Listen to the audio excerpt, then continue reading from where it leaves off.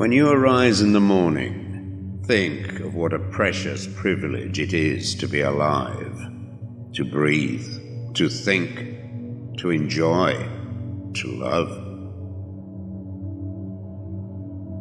The happiness of your life depends upon the quality of your thoughts. Look well into thyself. There is a source of strength which will always spring up if thou wilt always look.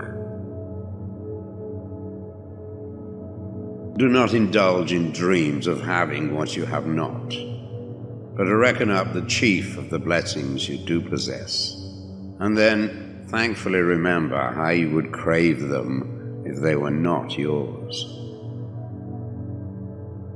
The object of life is not to be on the side of the majority, but to escape finding oneself in the ranks of the insane.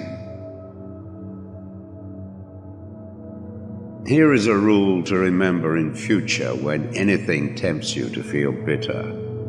Not, this is misfortune, but to bear this worthily is good fortune. Accept whatever comes to you woven in the pattern of your destiny, for what could more aptly fit your needs? You don't have to turn this into something. It doesn't have to upset you.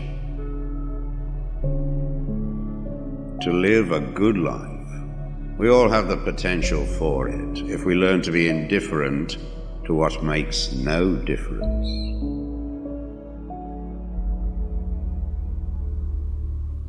Think of yourself as dead.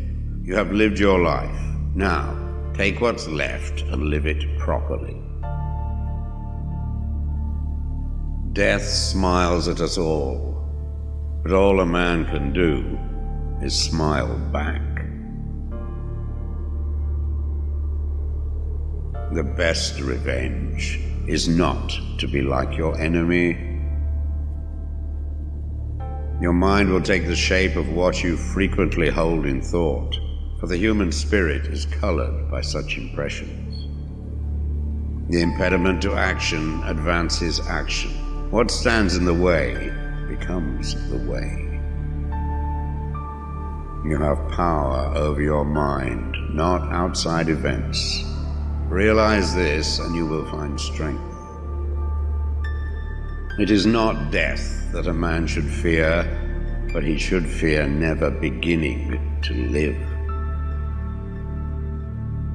Never let the future disturb you. You will meet it, if you have to, with the same weapons of reason which today arm you against the present. Very little is needed to make a happy life. It is all within yourself, in your way of thinking. Loss is nothing else but change, and change is nature's delight. A man's true delight is to do the things he was made for.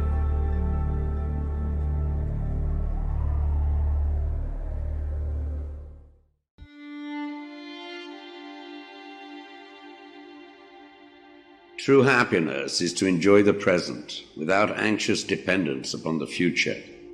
Not to amuse ourselves with either hopes or fears, but to rest satisfied with what we have, which is sufficient. For he that is so wants nothing. Begin at once to live, and count each separate day as a separate life. It is not because things are difficult that we do not dare. It is because we do not dare that things are difficult.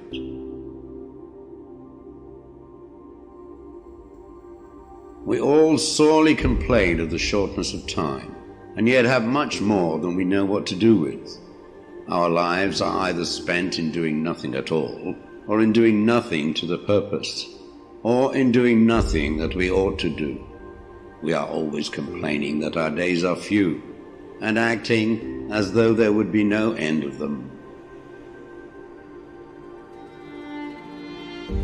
A gem cannot be polished without friction, nor a man perfected without trials.